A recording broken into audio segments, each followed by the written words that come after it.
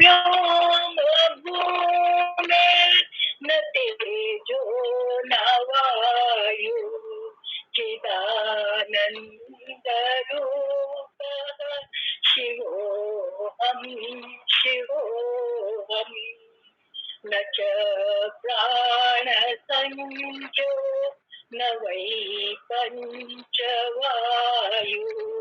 न वा सप्तधातु न वा पञ्चकोश न वा पाणिपादौ न चोपस्थपायु चिदानन्दरूपः शिवोऽहं शिवोऽहम् न मे द्वेषरागौ न मे लोभमोहौ मदो नैव मे नैव मात्सर्यभावः न धर्मो न चार्थो न कामो न मोक्षः चिदानन्दरूपः शिवोऽहं शिवोऽहम् न पुण्यं न पापं न सौख्यं न दुःखं न मन्त्रो न तीर्थं न वेदा न यज्ञः अहं भोजनं नैव भोज्यं न भोक्ता चिदानन्दरूपः शिवोऽहं शिवोऽहम् न मे मृत्युशङ्का न मे जातिभेदः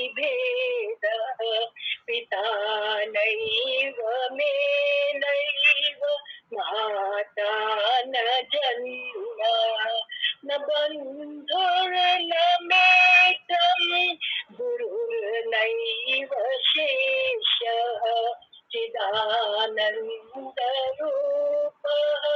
शिवोऽहं शिवोऽहम् अहं निर्विकल्पो निराकाररूपो विपुर्व्याप्य सर्वत्र सर्वेन्द्रियाणां सदा मे समत्वं न मुक्तिर्न बन्धुः चिदानन्दरूपः शिवोऽहं शिवोऽहम्। जय श्री कृष्ण।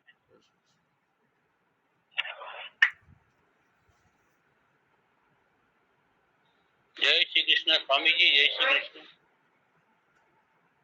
जय श्री कृष्णा। सबको जय श्री कृष्णा। राधे राधे।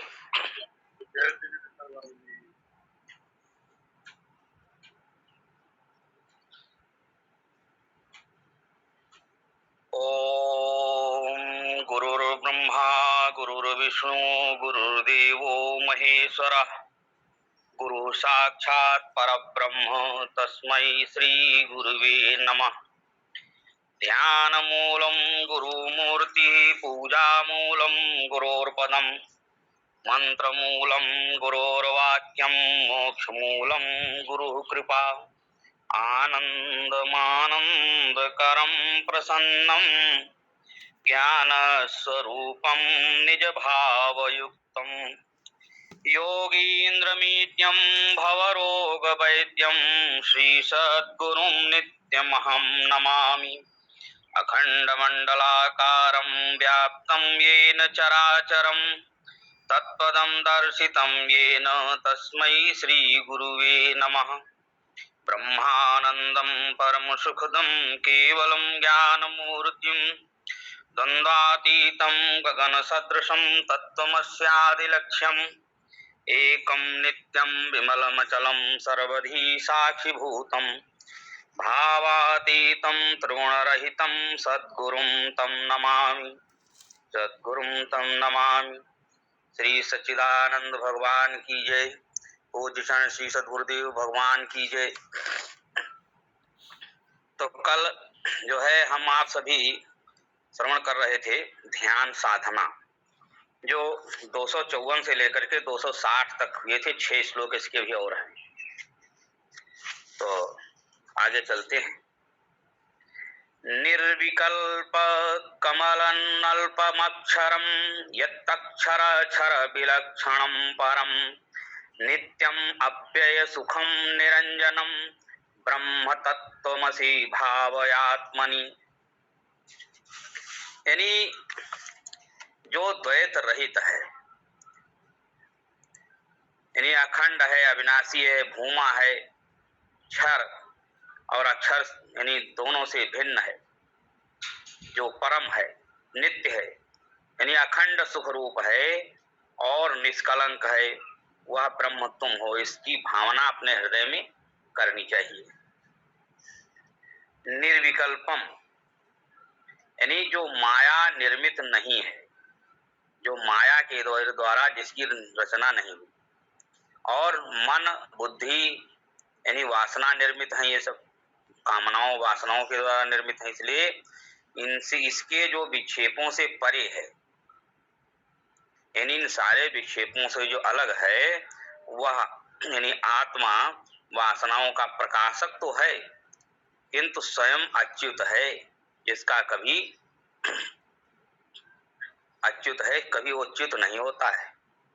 अनल्पम यानी भूमा अनंत, अल्पम का अर्थ होता है सीमित यानी थोड़ा सा, और अनल्पम का होता है अनंत अपरिच्छिन्न। अब छांदोग्य उपनिषद में इसकी व्याख्या करते हुए ऋषियों ने कहा है कि यो वही भूमा, यानी जो भूमा है वो शाश्वत है, नित्य है। यदल्पम तत्मृतम यानी जो अल्प है वो नश्वर है, जो अल्प है वो नाशवान है। क्षर यानी जो घटता है या कम होता जाता है, परिवर्तनशील होता जाता है। ये जो दृश्यमान संसार है वो निरंतर परिवर्तित होता ही रहता है, क्योंकि परिवर्तनशील है।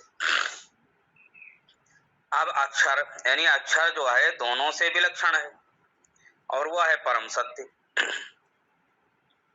अथवा चैतन्य, जिसके द्वारा यानी विकारी और अविकारी दोनों ही प्रकाशित होते हैं।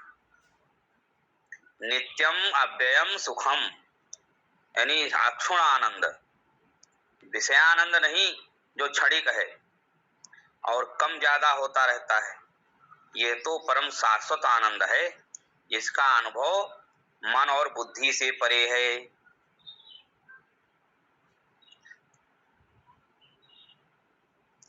यानी हम लोग तो प्रायः ये भाव जगत में ही जीते हैं, क्योंकि मनातीत होने पर मन के आश्रित जो है उसका जिस आनंद का अनुभव होता है, तो वो कितना अद्भुत कितना गहरा होता होगा। अब इसका एक माप बताने के लिए उपनिषद के ऋषि जो गण जो है इन पदों का प्रयोग कर रहे हैं। वस्तुतः आनंद के संबंध में जो आज हमारी कल्पना या समझ है, उस अर्थ में वह नित्य नित्यम अव्यय सुखम यानी वह आनंद है ही नहीं, वह तो कहीं ऊंची अनुभूति है। निरंजनम यानी तमस की अपूर्णताओं से रहित, यानी वासना से परे, माया की जो मोहक शक्ति से परे, और वह ब्रह्म तुम हो, ऐसी दृढ़ धारणा रखनी चाहिए, और इसी जीवन में उसका अपरोक्ष अनुभव भी करना चाहिए।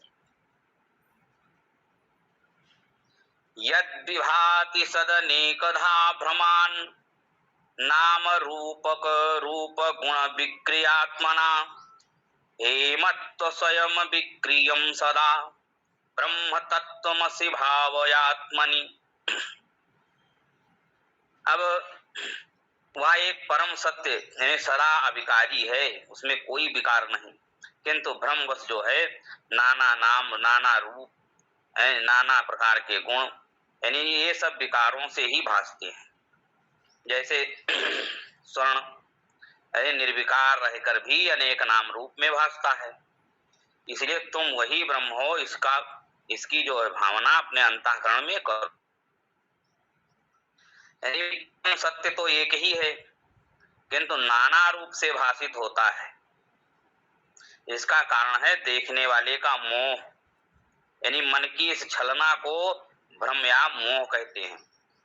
यानी अपने चारों ओर जो वैविध्य अथवा नानत्व हम देखते हैं, वह नाम रूप गुण और क्रिया के रूप में ही देखते हैं।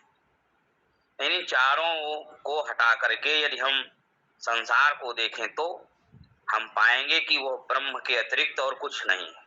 यानी अपने चारों ओर व्याप्त जीवन के सारभूत तत्व को जान सकने के ये ऐसी सूक्ष्म दृष्टि की परम आवश्यकता है। क्योंकि सामान्यता जो है होता क्या है, हम वस्तुओं का अवलोकन नहीं करते, यानी बस उन पर एक नजर डाल लेते हैं और अधिक से अधिक हम वही देख लेते हैं जो हम देखना चाहते हैं, यानी जो हमारे मन द्वारा प्रकल्पित है। अब सत्य को हम पकड़ नहीं पाते हैं, वह हमें गोचर नहीं होता।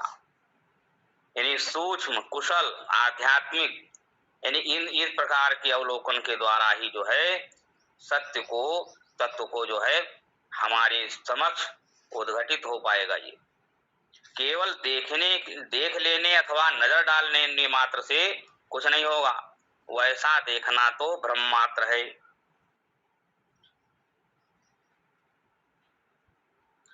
यानी पश्यन्नपि च पश्यति मूढ़ा, वो मूर्ख देख करके भी नहीं देख पाता है। यानी नाम रूप गुण क्रिया विशेष जो संबंध है, इनसे ही गोचर जगत बनता है। अब किसी भी वस्तु को जब हम देखते हैं तो बहिर्करण यानी ज्ञानेंद्रियों और अंतःकरण यानी मन और बुद्धि से देखते हैं। अब ये करण हम तक संवेदनाओं भावनाओं और विचारों की सूचना देते हैं। कुल मिलाकर के वे हमें वस्तु के नाम रूप गुण क्रिया और उनके परस्पर संबंध बता सकते हैं। यानी जब हम किसी पुष्प यानी फूल पर दृष्टिपात करते हैं, उसको देखते हैं पुष्प को, तो केवल उसे देख भर लेते हैं, परंतु उसका अवलोकन हम नहीं करते। हम कहते हैं ये कितना अद्भुत है, कितना सुंदर है, इसे कहते हैं ये रंग का है, इसकी सुगंध कैसी है। यानी मैंने इसे पहले कभी किसी जगह देखा था, पर यह जरूर है कि वहां यह इससे बहुत बड़ा था जहां मैंने इसे देखा था, परंतु ये छोटी किस्म का है, इत्यादि इत्यादि। अब बताइए कि आपने क्या देखा? आपने इस पुष्प यानी फूल को नहीं देखा, आपने उस पुष्प को देखा है। यानी उस परिवेश में एक पुष्प को जो उस नाम से, उस आकृति का, उस गुण यानी उस गुण का, रंग सुगंध इत्यादि से युक्त है, उन सारी विशेषताओं को आपने इस पुष्प पर आरोपित कर दिया। इसी प्रकार हम में से अधिकांश के लिए ये संसार कुछ भी नहीं है, केवल नाम रूपों के। क्योंकि नाम रूप गुण और क्रिया जो है ये सब केवल मन की कल्पना बड़बड़ाहट है। इसलिए अमनी भाव से देखना सत्य का प्रत्यक्षीकरण है, जबकि मन के माध्यम से सत्य का दर्शन ही संसार है। और तो यदि हम बाहर का संसार को सहज देखें, यानी उसको मुखरित करने की कोशिश ना करें, मन की जल्पना ना करें, तो जो कुछ हम देखेंगे वो केवल ब्रह्म ही होगा। हेमवत यानी सोने की भांति। सोना कभी हमारे गले नहीं पड़ना चाहता है और न ही हमारे हाथों अथवा उंगलियों में चिपकना चाहता है। वह तो हम ही हैं जो विभिन्न उद्देश्यों से विभिन्न रूपों में उसको ढालते हैं और फिर उसको विभिन्न नाम रूप दे देते हैं। इसलिए नाम रूप और गुण क्रिया सोने के ऊपर आरोपित करके हम जो है आभूषणों का संसार देखने लगते हैं। यानी इस तथ्य को भूल कर कि ये सब मूलतः स्वर्ण मात्र है, यानी अन्य कुछ नहीं। इसी प्रकार यह संसार ब्रह्म के अतिरिक्त और कुछ नहीं है। इस ब्रह्म को स्वयं आत्म रूप समझो और इसी भाव से उसकी भावना करो। यच्चकास्त्यन् परं परात्परं प्रत्यगीकर समात्म लक्षणम सत्यचित् सुखमनन्तमव्ययं ब्रह्म तत्त्वमसि भावयात्मनि। यानी